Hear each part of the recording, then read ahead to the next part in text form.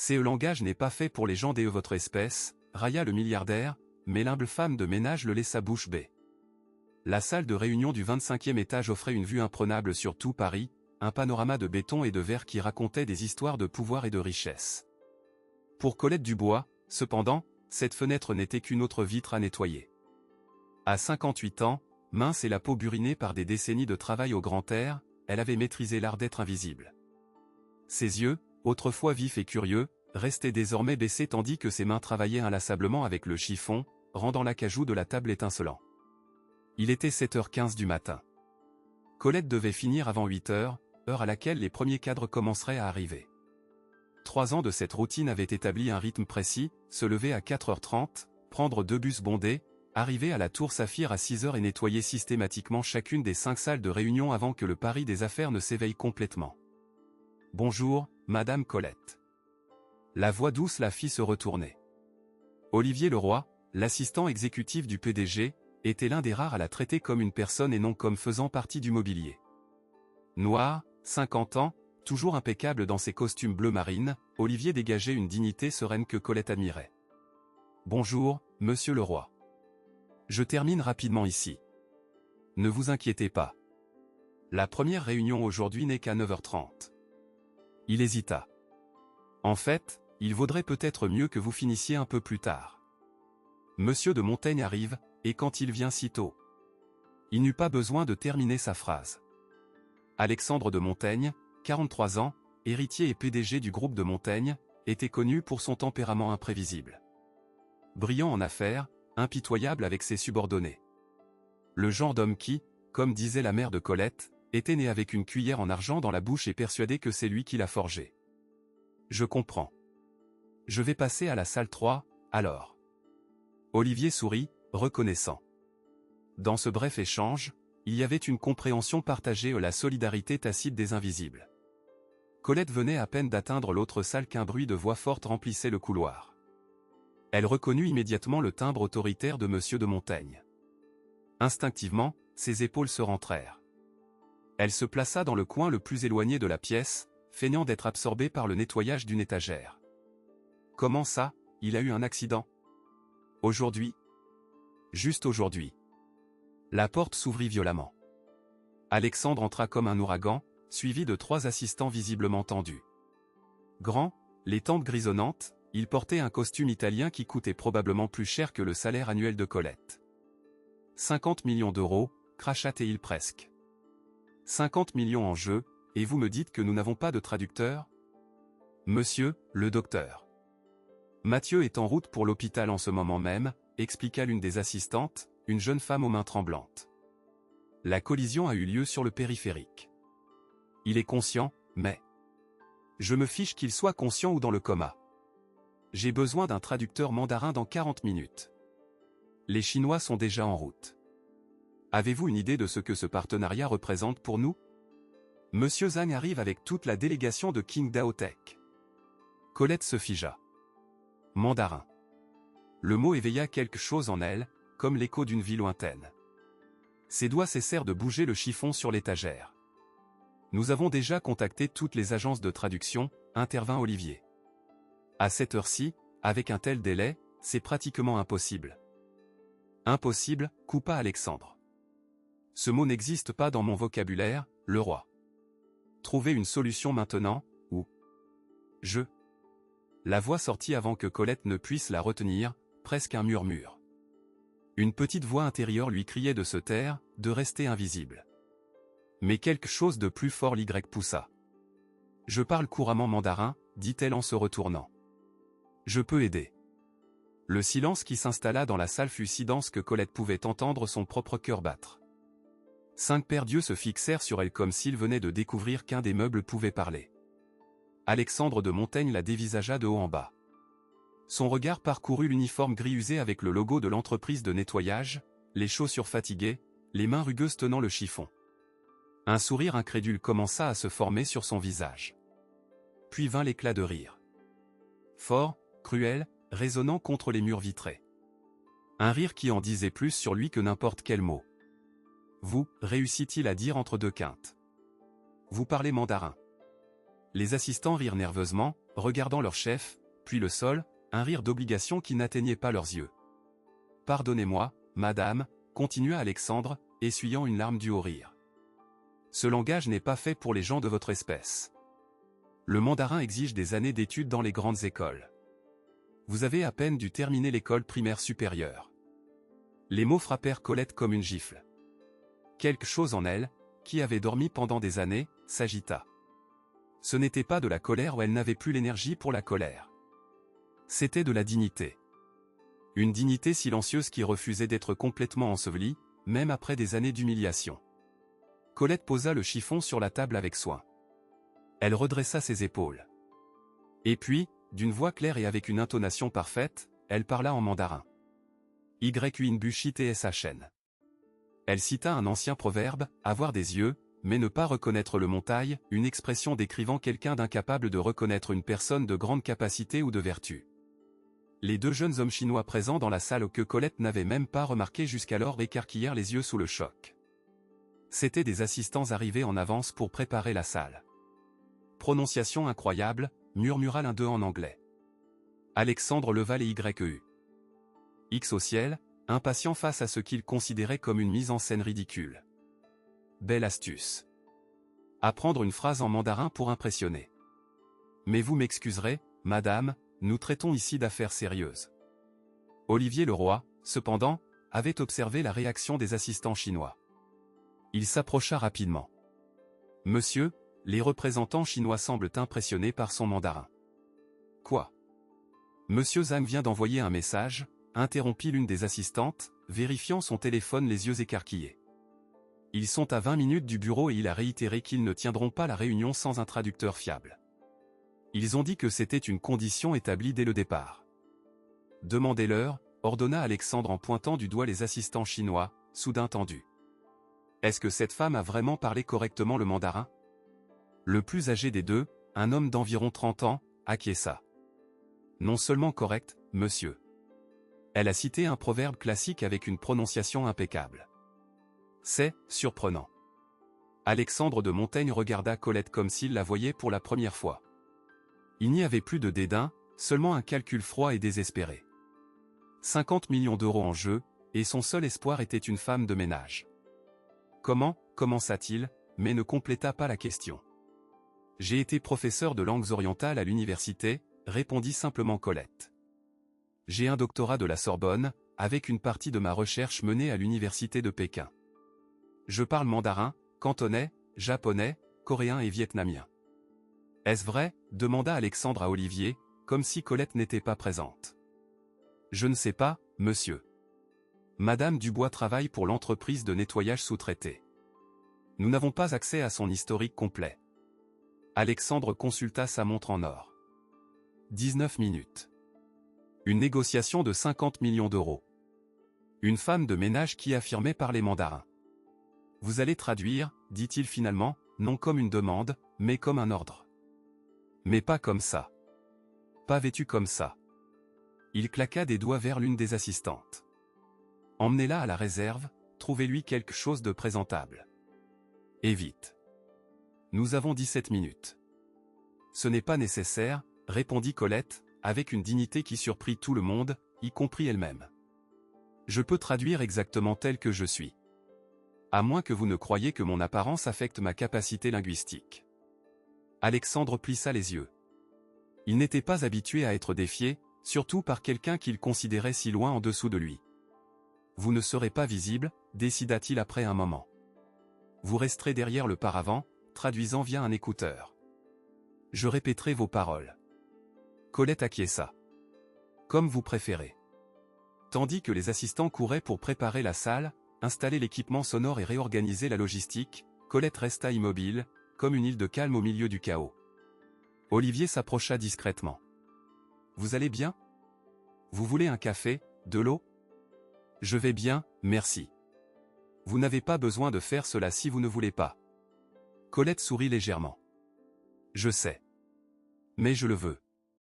Ce qu'Olivier ne pouvait pas comprendre, ce que personne là-bas ne pouvait saisir, c'était ce que cela signifiait pour elle d'être sur le point d'utiliser à nouveau le savoir qui avait été le centre de sa vie. 20 ans auparavant, le nom de la docteure Colette Dubois figurait dans des publications internationales, ses traductions de textes classiques chinois faisaient référence. Jusqu'à ce que tout s'écroule. Ce ne fut pas un événement unique, mais une séquence. L'alcoolisme progressif de Paul, son mari, professeur d'histoire qui s'enfonça progressivement dans les dettes de jeu. La perte de leur maison. Le cancer qui le consuma rapidement, la laissant sans rien, pas même la consolation d'un adieu digne. Colette avait abandonné non seulement sa carrière, mais elle-même. En attendant, elle passa ses doigts dans ses cheveux gris tirés en un chignon simple, essayant de mieux les arranger. Pendant un instant, elle vit son reflet dans la vitre de la fenêtre, une femme qui paraissait bien plus vieille que ses 58 ans, les yeux fatigués, le dos légèrement courbé par le poids non seulement des seaux qu'elle portait quotidiennement, mais des rêves abandonnés. « Ils arrivent », annonça quelqu'un. Colette fut positionnée derrière un paravent où elle pouvait entendre parfaitement, mais resterait hors de la vue des visiteurs. Un microphone discret fut connecté à un écouteur qu'Alexandre de Montaigne mit. Un test rapide confirma que cela fonctionnait où elle parlait, il écoutait et pouvait répéter. « Souvenez-vous », murmura-t-il sèchement. « La moindre erreur, et vous êtes à la porte. » Les portes s'ouvrirent. La délégation chinoise entra, 6 hommes et 2 femmes, tous en tenue de ville, menés par un homme d'une 60aine d'années que Colette identifia immédiatement comme Zhang Wei, PDG de Qingdao Tech. Alexandre se transforma instantanément. L'homme tendu et irritable fit place à un hôte chaleureux, avec un sourire éclatant et une posture confiante. Il salua les visiteurs en anglais, avant de faire une transition parfaite vers le mandarin, répétant mot pour mot ce que Colette disait dans son oreille. Pour les visiteurs, il semblait qu'Alexandre parlait couramment. Monsieur Zhang sourit, clairement impressionné, et répondit par une phrase traditionnelle de courtoisie en mandarin. Derrière le paravent, Colette ferma les yeux. Pendant un instant, elle était de retour dans la salle de classe, entourée d'étudiants, discutant des nuances de traduction et des contextes culturels. Elle inspira profondément et permit au savoir si longtemps endormi de s'écouler à nouveau. La réunion avança. Les contrats furent discutés, les chiffres analysés. Colette traduisait tout avec une précision impressionnante, y compris des termes techniques complexes sur les semi-conducteurs et l'intelligence artificielle. Lorsqu'un des cadres chinois utilisa une expression idiomatique particulièrement obscure, elle ne traduisit pas seulement le sens, mais expliqua l'origine culturelle de l'expression. Permettant à Alexandre de paraître non seulement bilingue, mais profondément connaisseur de la culture chinoise. 2 heures plus tard, les contrats étaient signés. 50 millions d'euros garantis. Les Chinois étaient visiblement satisfaits, non seulement par l'affaire, mais par ce qu'ils considéraient comme un respect inhabituel pour leur langue et leur culture. « Votre maîtrise de notre langue est admirable », commenta M. Zhang en prenant congé. « Nous trouvons rarement des Français avec une telle maîtrise du mandarin. » « Où avez-vous étudié ?» Colette traduisit la question, mais avant de traduire la réponse d'Alexandre, elle hésita. « Université de Pékin », répondit Alexandre à travers elle, s'appropriant non seulement ses mots, mais son histoire. « J'y ai passé 5 ans. » Monsieur Zhang sourit. « Impressionnant. Nous aimerions inviter la traductrice à dîner avec nous ce soir. C'est une tradition dans notre culture de remercier personnellement. » Colette traduisit, sentant un nœud dans la gorge. « Malheureusement, notre traductrice a dû partir plus tôt », répondit doucement Alexandre. « Engagements familiaux inéluctables. Peut-être lors de votre prochaine visite. » Encore un mensonge. Colette traduisit machinalement, se sentant utilisée et mise de côté. Lorsque la porte se referma finalement derrière la délégation chinoise, elle retira l'écouteur et sortit de derrière le paravent. Alexandre de Montaigne était radieux. Son équipe l'entourait de félicitations et de sourires soulagés. L'accord était conclu, la crise évitée. Ce n'est que lorsqu'Olivier tout sauta significativement qu'Alexandre se tourna finalement vers Colette. « Ah, oui. Bon travail, dit-il distraitement, comme on félicite un chien pour avoir réussi un tour. Vous pouvez reprendre vos fonctions maintenant. » Colette le regarda longuement. Elle n'attendait pas une gratitude profonde, mais la facilité avec laquelle il revenait au traitement précédent la choqua. Pourtant, elle ne dit rien. Elle acquiesça simplement et se dirigea vers la porte. « Attendez », appela Olivier. « Monsieur de Montaigne, ne pensez-vous pas que Madame Colette mérite plus qu'un simple bon travail ? Elle vient de sauver une affaire de 50 millions. » Alexandre parut momentanément déconcerté. « Oui, bien sûr. » Il sortit son portefeuille de la poche intérieure de sa veste et en retira quelques billets. Tenez. Une prime pour votre service supplémentaire. Il tendit 200 € comme on offre des miettes à un mendiant. Colette regarda l'argent, puis l'homme qui l'offrait. Il y avait un choix à faire. Prendre l'argent signifierait accepter que sa dignité, son savoir, son histoire avaient ce prix. Refuser signifierait, potentiellement, perdre l'emploi qui, aussi humiliant soit-il, payait son loyer. Elle tendit la main et prit l'argent. « Merci, monsieur, dit-elle d'une voix neutre. Puis-je retourner au travail maintenant ?» Quelque chose dans son ton, dans la manière dont elle gardait ses yeux à niveau avec les siens en disant cela, fit qu'Alexandre détourna le regard le premier. « Oui, oui. Vous pouvez y aller. » Colette quitta la salle, l'argent pesant dans sa poche comme une pierre. Dans les couloirs, elle était à nouveau juste la femme de ménage. Mais quelque chose avait changé en elle. Une petite étincelle avait été rallumée, un souvenir de ce qu'elle avait été un jour. De ce qu'elle était encore, sous les couches d'invisibilité que le monde avait imposées. Alors qu'elle préparait son chariot de nettoyage pour reprendre ses fonctions, Colette réalisa que ses doigts tremblaient légèrement. Non pas d'humiliation, mais d'une émotion qu'elle n'avait pas ressentie depuis longtemps, le but. Ce que Colette ne pouvait imaginer, c'est que cette étincelle, au lieu de s'éteindre, était sur le point de se transformer en un incendie qui changerait non seulement sa vie, mais celle de beaucoup d'autres. 2 semaines passèrent. La vie de Colette retrouva sa routine apparente: se lever avant l'aube, prendre les bus bondés, nettoyer des bureaux où personne ne la voyait. Mais quelque chose avait changé. La nuit, dans son petit appartement à la périphérie de la ville, elle avait déterré des livres rangés depuis des années dans des cartons au fond de l'armoire. Grammaire de mandarin et de japonais, dictionnaire, ses cahiers de notes de l'époque du doctorat. La poussière qui les recouvrait était comme une couche de temps perdu. Dans l'entreprise, l'accord avec les Chinois était célébré comme le plus grand succès de l'année. Alexandre de Montaigne apparaissait dans les reportages des médias spécialisés, acclamé comme un visionnaire qui avait conquis l'un des marchés les plus difficiles. À aucun moment la traductrice mystérieuse ne fut mentionnée. Un matin de lundi particulièrement froid, Colette arriva plus tôt que d'habitude. En nettoyant le bureau d'Alexandre, elle remarqua des documents sur sa table préparation de nouvelles réunions. Lire les documents d'autrui n'était pas son habitude, mais un nom capta son attention, Hyundai Motor. Il y avait des détails sur une délégation sud-coréenne qui visiterait Paris la semaine suivante. Une autre négociation importante. Tandis qu'elle organisait la table avec soin, laissant chaque papier exactement où il était, elle entendit la porte s'ouvrir. Alexandre entra, accompagné d'Olivier. « Mais es-tu sûr que nous trouverons un autre traducteur coréen à temps ?» demandait Alexandre, visiblement inquiet. « Le contrat avec l'agence de traduction ne commence que le mois prochain, et... » Il s'arrêta en voyant Colette. « Bonjour, madame, dit-il machinalement, avant de revenir à la conversation comme si elle n'existait pas. Colette termina son travail et sortit silencieusement. Dans le couloir, cependant, elle hésita. Une décision se forma lentement. 2 heures plus tard, après avoir terminé son service du matin, elle ne partit pas comme à son habitude. Au lieu de cela, elle se dirigea vers le bureau d'Olivier Leroy. Après avoir légèrement frappé à la porte, elle entra sur sa réponse. « Madame Colette ? Je peux vous aider ? » « En fait, je crois que je peux vous aider, » dit-elle avec une fermeté qui les surprit tous deux. « Je parle couramment coréen. Si le groupe a besoin d'un traducteur P. Hors les réunions avec Hyundai, je suis disponible. » Olivier la regarda avec un mélange de surprise et d'admiration. « Vous parlez aussi coréen ? » ?»« Oui. Ce fut ma 3e langue orientale, après le japonais et avant le mandarin. » Olivier resta silencieux un moment, calculant visiblement les possibilités et les risques. « Je n'ai pas l'autorité pour prendre cette décision, dit-il finalement. Mais je peux soumettre la suggestion à monsieur de Montaigne. » Colette acquiesça. « Merci. » Le lendemain matin, elle fut appelée au bureau d'Alexandre. Il ne l'invita pas à s'asseoir. « Olivier m'a dit que vous vous proposiez de traduire à nouveau, » commença-t-il, l'observant avec des yeux calculateurs. « Le coréen, cette fois. »« Oui, monsieur. »« Et que voulez-vous en échange ?»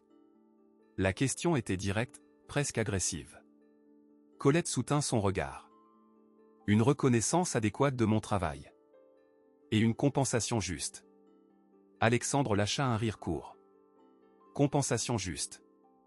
Et qu'est-ce que cela serait, selon vous ? » Le tarif du marché pour les traducteurs professionnels est d'environ 250 € de l'heure, pour des langues complexes comme le coréen. Ce sont 3 jours de réunion, environ 20 heures de travail. 5 000 €. Les yeux d'Alexandre s'écarquillèrent légèrement, avant de se plisser en calcul. Elle pouvait presque voir les chiffres traités, combien coûterait d'embaucher un traducteur professionnel en urgence par rapport à ce qu'elle demandait. 2 500, contre-proposa-t-il. 4 000. 3 000, et c'est mon offre finale. Colette hésita. C'était une victoire partielle au bien en dessous du tarif du marché, mais significativement plus que son salaire mensuel de femme de ménage. J'accepte, dit-elle. Mais j'ai une autre condition. Alexandre haussa un sourcil.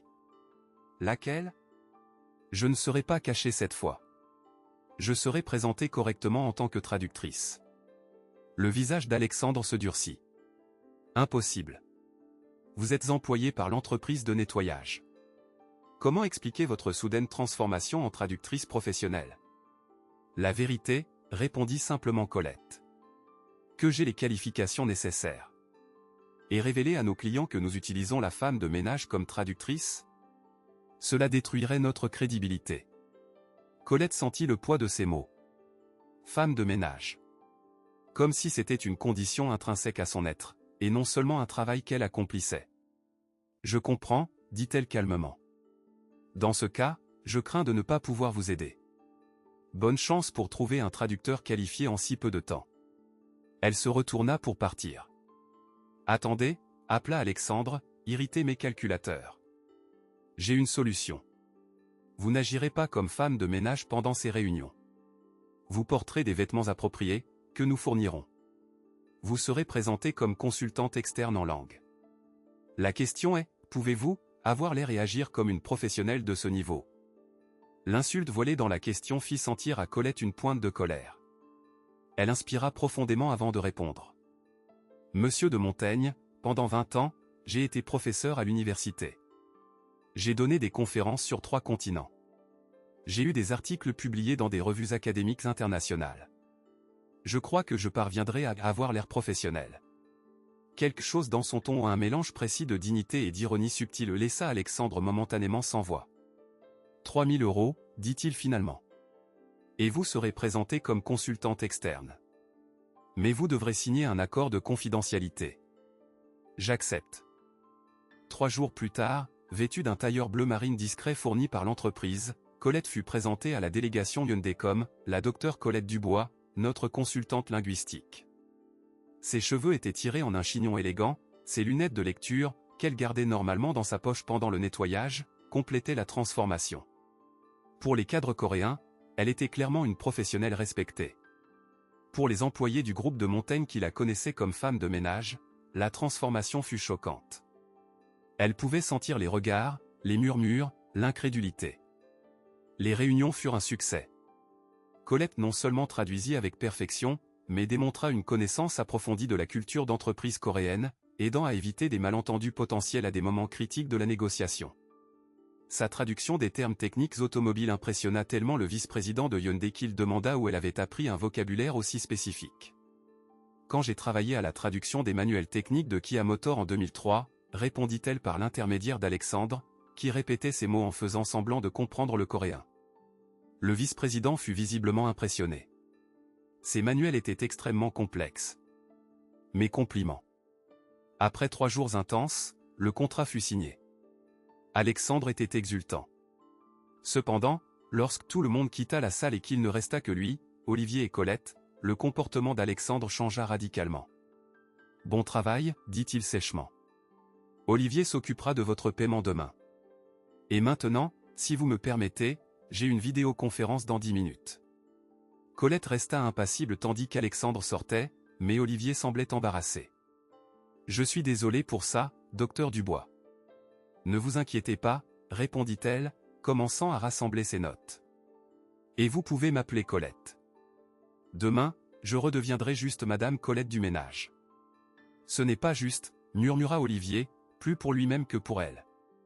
Beaucoup de choses ne le sont pas, monsieur le roi. Mais on avance. Le lendemain matin, Colette reçut une enveloppe avec 3 000 € en espèces. Sans reçu, sans reconnaissance formelle. Elle rangea l'argent avec soin. C'était plus que ce qu'elle gagnait en 2 mois comme femme de ménage. Les semaines qui suivirent apportèrent ce que Colette commençait à reconnaître comme un schéma. Le groupe de M. Montaigne avait découvert une mine d'or, une traductrice d'élite cachée dans une femme de ménage qu'il pouvait payer une fraction du prix du marché. Alexandre la fit venir pour 3 autres réunions avec des hommes d'affaires japonais, puis thaïlandais, et enfin une entreprise taïwanaise de technologie. Chaque fois, la même routine, Colette était « Docteur Dubois » pendant les réunions, et retournait à l'anonymat juste après. Son salaire de l'entreprise de nettoyage restait le même, mais les primes pour ses traductions s'accumulaient lentement dans une petite boîte de son appartement. Malgré la fatigue, nettoyer le jour et étudier la nuit pour se souvenir de vocabulaire technique spécifique, Colette se sentait plus vivante que depuis des années. Ses connaissances, auparavant ensevelies sous des couches de honte et de besoin, étaient de nouveau utilisées. Certes, pas dans les conditions qu'elle méritait, mais c'était un début. Le grand changement survint 4 mois après le premier accord avec les Chinois. Une délégation japonaise de Mitsubishi Heavy Industries visitait Paris pour discuter d'un contrat d'infrastructure. La valeur était astronomique, près de 200 millions d'euros. La délégation était menée par Takeshi Yamamoto, un homme de 72 ans connu pour son traditionnalisme et son attention aux détails. Colette se consacra entièrement à la préparation. Elle passait des nuits à étudier le vocabulaire technique d'ingénierie et d'infrastructure, rafraîchissant sa connaissance du Keigo, le système élaboré de langage honorifique japonais. Son dos lui faisait mal à cause du travail quotidien, ses yeux piquaient à cause des nuits courtes, mais il y avait une satisfaction profonde à renouer avec son savoir. La réunion commença comme les précédentes. Alexandre agissait comme l'hôte charismatique, répétant la traduction de Colette comme si les mots étaient les siens. Monsieur Yamamoto, cependant, était différent des autres cadres. Ses yeux attentifs observaient tout, et ses questions étaient précises, souvent techniques. Lors d'une discussion particulièrement complexe sur les spécifications des matériaux, Colette traduisit une réponse technique en utilisant une terminologie d'ingénierie précise. Monsieur Yamamoto la regarda directement, non pas Alexandre, et posa une question complémentaire en japonais. Pendant un moment, Colette hésita. Le protocole établi était clair, elle traduisait pour Alexandre, qui répondait comme s'il comprenait. Mais Monsieur Yamamoto s'était adressé directement à elle. « Zo, Oshide Kudase » insista-t-il gentiment. « S'il vous plaît, dites-moi. » Alexandre la regardait, la tension visible sur son visage. Colette lui traduisit la question, tout bas. Il ne connaissait clairement pas la réponse technique. « Dites que nous consulterons les ingénieurs et répondrons après le déjeuner, murmura-t-il. Colette acquiesça et commença à traduire, mais Monsieur Yamamoto l'interrompit doucement. « Je comprends suffisamment le français pour savoir que vous traduisez mes mots pour lui, dit l'homme en japonais clair et posé. Mais mes questions sont pour vous, la véritable connaisseuse de la langue. Je suis impressionné par votre aisance et votre connaissance technique. Où avez-vous étudié le japonais ? » La salle entière resta silencieuse. La délégation japonaise observait curieusement. Les cadres français semblaient confus. Alexandre pâlit légèrement. Colette regarda rapidement Alexandre, puis Monsieur Yamamoto. Une décision devait être prise. La vérité ou la continuation du théâtre. J'ai étudié à l'université d'Osaka pendant 3 ans, monsieur, répondit-elle en japonais formel. J'y ai terminé ma maîtrise en littérature comparée, avant de revenir pour mon doctorat en France. Monsieur Yamamoto sourit, sincèrement impressionné. Osaka. Ma ville natale. Et votre Keigo est impeccable, rare pour les étrangers. Vous n'êtes pas seulement traductrice ici, n'est-ce pas ? Alexandre intervint rapidement, en anglais. La docteure Dubois est notre consultante linguistique senior. Elle est extrêmement précieuse pour notre entreprise. Je comprends, répondit Monsieur Yamamoto en anglais, bien que son regard fit comprendre qu'il percevait plus que ce qu'Alexandre aurait souhaité. Peut-être la docteure Dubois pourrait-elle se joindre à nous pour le déjeuner ? J'aimerais discuter de littérature d'Osaka avec elle. Malheureusement, répondit Alexandre avec un sourire tendu, la docteure Dubois a d'autres engagements. Monsieur Yamamoto parut déçu, mais acquiesça respectueusement. Cependant, avant que la réunion matinale ne se termine, il s'approcha de Colette et lui tendit discrètement une carte de visite. Au cas où vous seriez intéressé par de nouvelles opportunités, dit-il en japonais, assez doucement pour qu'elle seule l'entende. Colette rangea la carte, le cœur battant la chamade. C'était la première fois depuis des années que quelqu'un reconnaissait sa valeur professionnelle. La réunion se termina avec la promesse de signature pour le lendemain. Lorsque tout le monde sortit, Alexandre ferma la porte et fixa Colette. « Qu'est-ce que c'était que ça ?» demanda-t-il, la colère mal contenue. « Il a réalisé que j'étais la traductrice, pas vous », répondit-elle calmement. Il n'y avait aucun moyen de maintenir la façade. Vous auriez pu dire que vous n'aidiez qu'à la traduction. Que je parle aussi japonais. Il comprend suffisamment le français pour savoir que vous ne parlez pas japonais, monsieur. Alexandre passa la main dans ses cheveux, visiblement perturbé. C'est un désastre. S'il en parle aux autres partenaires internationaux.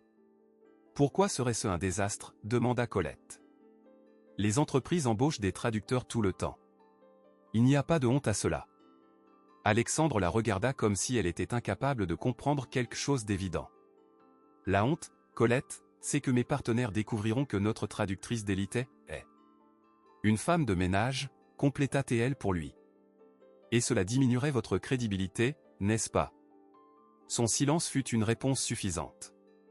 Je comprends votre préoccupation, continua TL. Alors il est peut-être temps de régulariser cette situation. Je peux travailler officiellement comme traductrice pour le groupe de Montaigne. Avec un contrat formel, un salaire compatible avec le marché, des avantages. Alexandre lâcha un rire bref, sans humour. Vous croyez vraiment que je vais embaucher formellement quelqu'un avec votre historique ? Que diraient les actionnaires ? Comment expliquer votre soudaine ascension de femme de ménage à cadre ? Je n'ai pas suggéré un poste de cadre.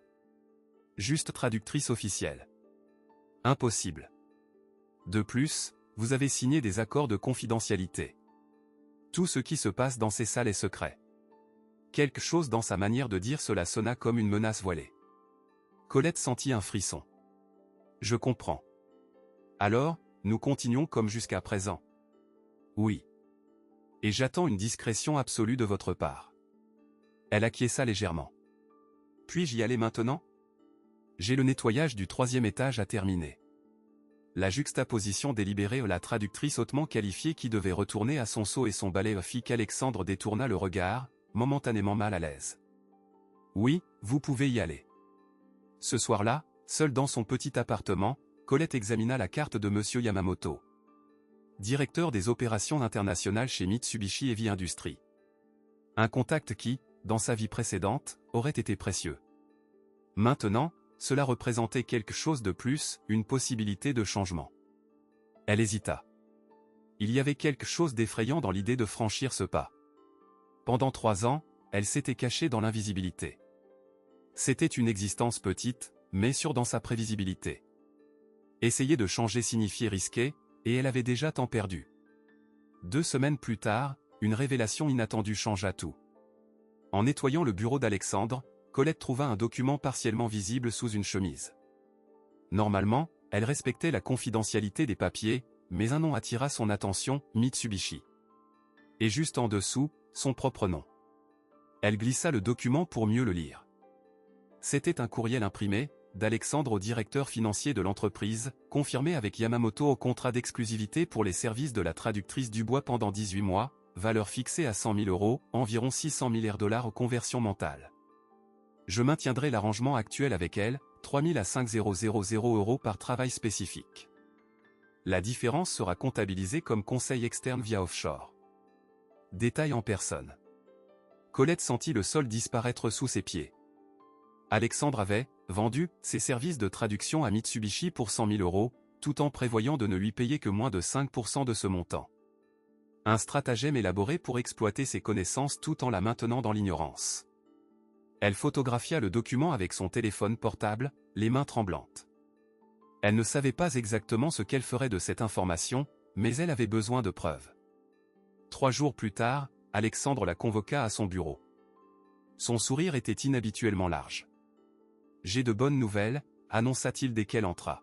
« Mitsubishi est extrêmement satisfaite de vos traductions. Si satisfaite qu'il souhaite vos services pour une série de réunions sur les 18 prochains mois. » Colette garda un visage neutre, attendant. « Je prépare un contrat pour vous. 6 000 € pour chaque série de réunions. Il y aura environ 15 séries sur la période du contrat. Elle fit rapidement le calcul. 90 000 € sur 18 mois. Moins de 16% de ce que Mitsubishi payait. Et, bien sûr, vous devrez signer cet accord d'exclusivité et de confidentialité, continua-t-il, faisant glisser un document vers elle. En gros, vous acceptez de n'offrir aucun service de traduction à aucune autre entreprise pendant la durée du contrat. Procédure standard. Colette prit le document et commença à lire.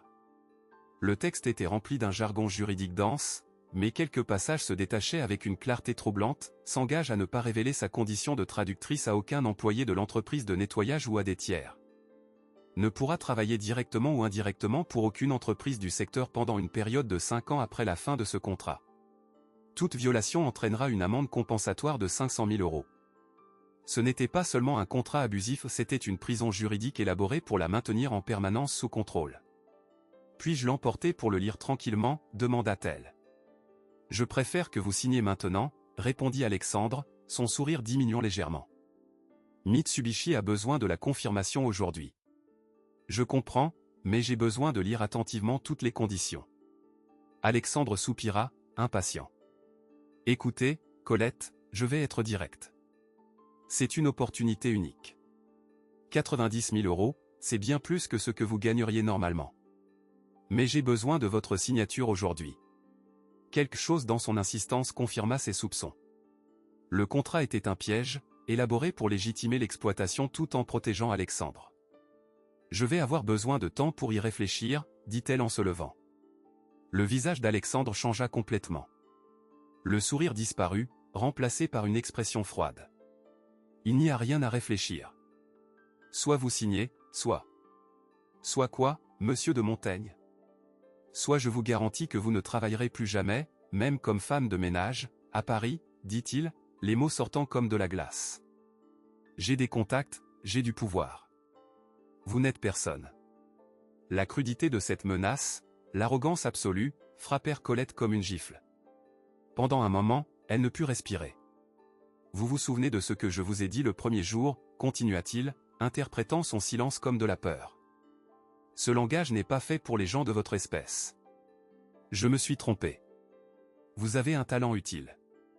Mais n'oubliez jamais quelle est votre véritable place. » Colette regarda cet homme riche, puissant, cruel et sentit quelque chose qu'elle n'avait pas éprouvé depuis longtemps, non seulement de la colère, mais de la détermination. « J'emporte le contrat pour le lire, » dit-elle d'une voix ferme. « Je vous donnerai ma réponse demain. » Avant qu'Alexandre ne puisse protester, elle sortit du bureau, emportant le document avec elle. Ce que Colette ne savait pas, mais découvrirait plus tard, c'est qu'Olivier Leroy avait entendu toute la conversation. Pendant des mois, gêné par le traitement qu'elle recevait, Olivier avait commencé à documenter systématiquement le comportement d'Alexandre. Et ce matin-là, il avait activé l'enregistreur audio de son téléphone portable, placé stratégiquement près de la porte entr'ouverte. Ce soir-là, dans son appartement, Colette fit face à deux choses sur sa table, le contrat abusif et la carte de Monsieur Yamamoto. Une décision devait être prise. Les mains tremblantes, elle prit son téléphone portable et composa le numéro international. « Monsieur Yamamoto ? Ici Colette Dubois. La traductrice du groupe de Montaigne. Nous devons parler. » Les événements qui se déroulèrent dans les semaines suivantes furent comme une avalanche qui commença par une petite pierre. Monsieur Yamamoto, en apprenant comment Colette était traitée, fut sincèrement indigné. Non seulement parce que l'exploitation offensait son sens de la justice comme il l'expliqua, au Japon, les traducteurs d'élite étaient traités avec un immense respect mais parce qu'Alexandre avait essentiellement vendu ses services sous de fausses prétentions. Une semaine plus tard, Colette reçut une offre formelle de la filiale française de Mitsubishi, directrice des communications interculturelles, avec un salaire 6 fois supérieur à ses revenus combinés actuels. L'offre incluait une assurance santé, un fonds de prévoyance et la chance de voyager occasionnellement au Japon. C'était surréaliste. Effrayant. Et complètement transformateur. Lorsqu'elle remit sa lettre de démission à l'entreprise de nettoyage, la superviseure fut sincèrement surprise. « Mais vous avez toujours été si ponctuel, si fiable » se lamenta-t-elle. « Où allez-vous ? » ?»« Vers un endroit où je serai vue, » répondit simplement Colette. Alexandre de Montaigne ne reçut pas la nouvelle avec la même tranquillité. lorsqu'il apprit que Colette avait reçu une offre de Mitsubishi, la même entreprise avec qui il avait négocié ses services, sa réaction fut explosive. Il la convoqua à son bureau, rouge de colère. « Vous avez violé votre accord de confidentialité », accusa-t-il dès qu'elle entra dans la salle. « Vous leur avez parlé directement. C'est une rupture de contrat. » « Je n'ai signé aucun contrat interdisant cela, » répondit calmement Colette. « Seulement des accords spécifiques pour chaque traduction. Vous savez très bien que toutes nos conversations sont confidentielles. Vous avez utilisé des informations internes à votre propre avantage. Comme vous l'avez fait lorsque vous avez vendu mes services à Mitsubishi pour 100 000 € tout en prévoyant de ne me payer que 90 000 francs. » Le visage d'Alexandre pâlit momentanément. « Je ne sais pas de quoi vous parlez. » « Je crois que si. » Elle sortit son téléphone et montra la photo du document. « Tout comme je sais que ce que vous avez fait constitue une fraude d'entreprise. Heureusement pour vous, je ne suis pas intéressé par la vengeance. Seulement à suivre mon chemin. » Alexandre retrouva rapidement son sang-froid, son visage se durcissant dans un masque de froideur. « Vous pensez vraiment que vous allez simplement partir d'ici et commencer une nouvelle vie? Une femme de ménage de presque 60 ans, sans activité professionnelle depuis 20 ans? Vous ne tiendrez pas 3 mois là-bas.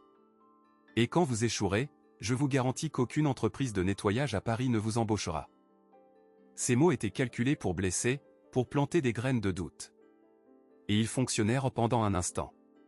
Colette sentit la vieille peur s'agiter en elle. Et si elle avait raison? Et si elle ne parvenait pas à se réadapter au monde de l'entreprise après tant d'années? Mais elle se souvint ensuite des nuits passées à étudier, du respect dans les yeux de Monsieur Yamamoto, de la fluidité avec laquelle les mots dans différentes langues lui revenaient encore à l'esprit.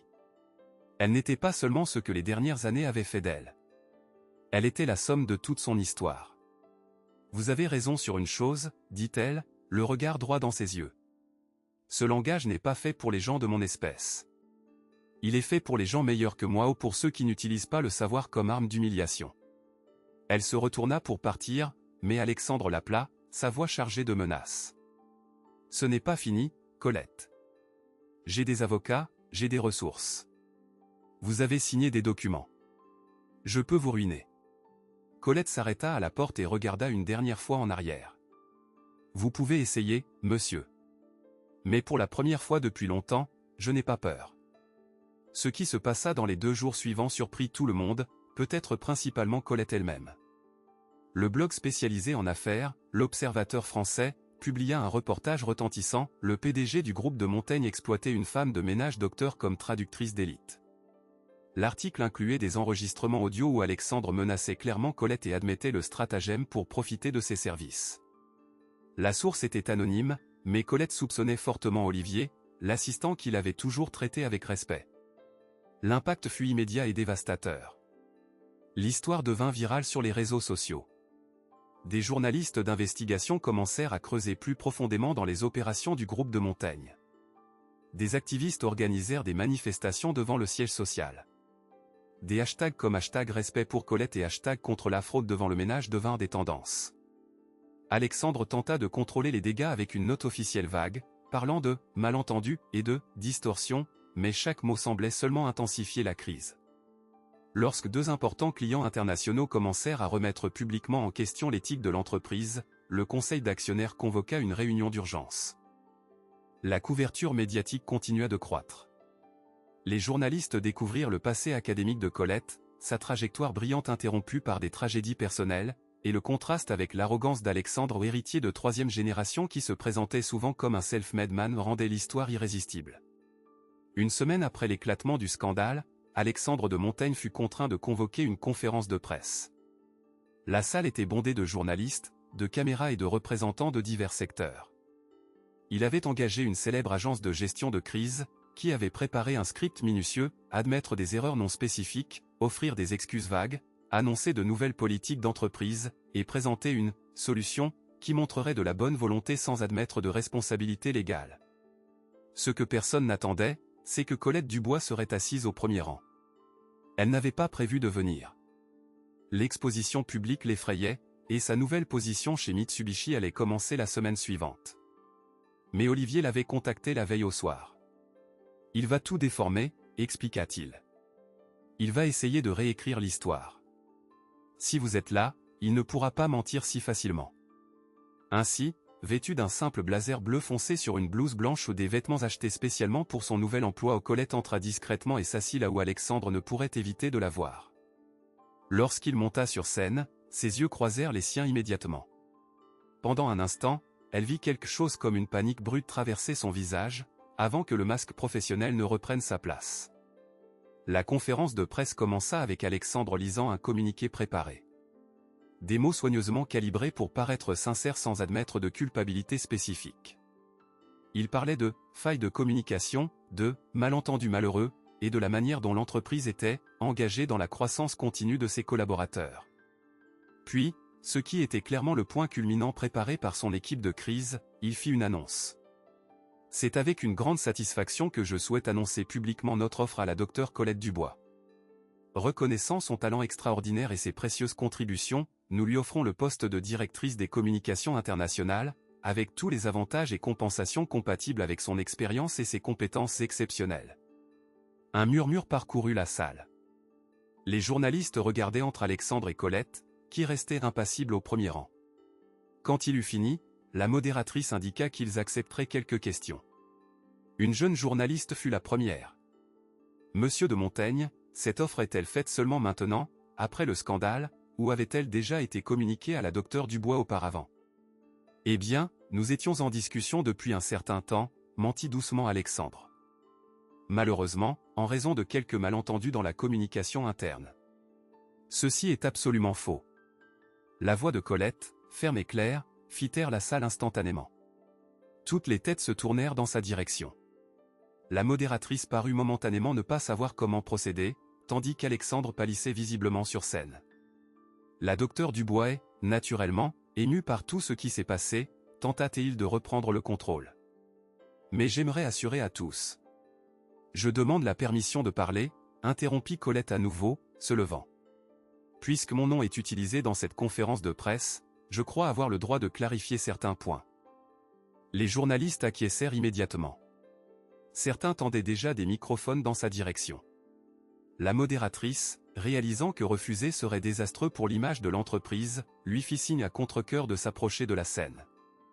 Alexandre ressemblait à un homme assistant à un accident au ralenti, incapable de détourner le regard ou d'empêcher ce qui allait se produire. Colette monta sur la petite estrade. Son cœur battait si fort qu'elle craignait que tout le monde puisse l'entendre. Pendant un instant, la peur menaça de la paralyser. Mais elle se souvint alors de l'humiliation, de l'exploitation, des menaces. Et plus important encore, elle se souvint de qui elle avait été un jour, et de qui elle pouvait être à nouveau. « Je m'appelle Colette Dubois », commença-t-elle, sa voix initialement hésitante, mais gagnant en fermeté à chaque mot. « Jusqu'à la semaine dernière, j'étais femme de ménage au groupe de Montaigne. Pendant 3 ans, j'ai nettoyé des salles de réunion, des toilettes et des couloirs. J'ai été traitée comme invisible, comme cela arrive souvent aux personnes qui font le travail essentiel que personne ne veut voir. La salle était dans un silence absolu. Avant cela, pendant 20 ans, j'ai été professeur de langues orientales à l'université. J'ai un doctorat, j'ai publié des articles à l'échelle internationale, j'ai donné des conférences sur 3 continents. Je parle 7 langues couramment. » Elle marqua une pause. Certains journalistes tapaient frénétiquement, d'autres enregistraient chaque mot. La vie ne suit pas toujours le chemin que nous avions prévu. Mon mari est tombé malade. Nous avons perdu notre maison. Quand il est décédé, il y a 8 ans, j'avais déjà perdu ma connexion avec le monde universitaire. J'avais besoin de survivre, alors j'ai accepté le travail que j'ai trouvé. Le ménage. Alexandre bougeait inconfortablement sur sa chaise, mais n'osait pas l'interrompre. Il y a 4 mois, Monsieur de Montaigne a découvert, par hasard, que je parlais mandarin. Il avait désespérément besoin d'un traducteur pour une réunion cruciale. Lorsque je me suis proposé d'aider, sa réponse fut, elle le regarda directement, « Ce langage n'est pas fait pour les gens de votre espèce. » Un murmure parcourut l'auditoire. Malgré cela, j'ai fini par traduire cette réunion. Et puis d'autres. Japonais, coréens, taïwanais. Toujours cachés, toujours payés une fraction du tarif du marché. Toujours menacés si j'en parlais. Elle raconta, en détail, le stratagème pour vendre ses services à Mitsubishi pour 100 000 € tout en prévoyant de ne lui payer que 90 000 francs. Elle rapporta les menaces spécifiques qu'Alexandre avait proférées si elle ne signait pas le contrat abusif. Je n'ai jamais reçu l'offre. Combien de docteurs conduisent nos voitures? Combien d'ingénieurs servent notre café? Combien de poètes nettoient nos bureaux? Demanda-t-elle lors de la présentation au conseil. Le programme commença modestement, avec des entretiens volontaires et des évaluations de compétences. Il s'élargit rapidement, offrant formation, mentorat et opportunités de transition de carrière. La première année, 17 personnes furent promues ou réaffectées à des postes qui exploitaient leur vrai talent. Parmi elles, 3 femmes qui, comme Colette, avaient été invisibilisées pendant des années. L'une d'elles, Marie Lefebvre, 47 ans, avait travaillé comme responsable de la cafétéria pendant 8 ans tout en cachant son talent exceptionnel avec les chiffres. Le programme découvrit qu'elle avait étudié la comptabilité avant d'abandonner la faculté par nécessité financière. Après 6 mois de cours de mise à niveau parrainés par l'entreprise, Marie fut transférée au département financier.